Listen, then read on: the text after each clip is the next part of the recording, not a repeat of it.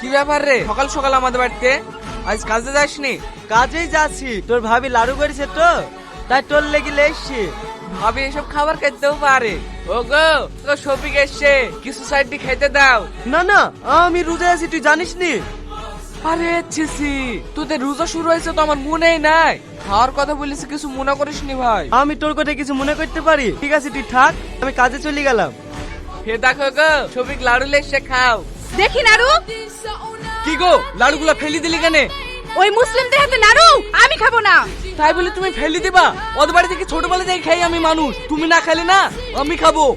নির্মল, তোমার ঠিকই কইছে, ফসল বাঁধতে গেলে অত মাতামাতি করো না।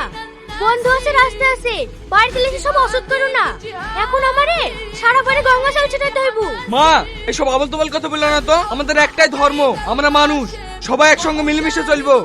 বাবা, আমার জন্য কইছি না, সমাজের দিকে তাকে দেখ, ওরা কি কইছে। কে কি বললো ও আমি দেখবো না। শফিক আমার বন্ধু, বন্ধুই থাকবে।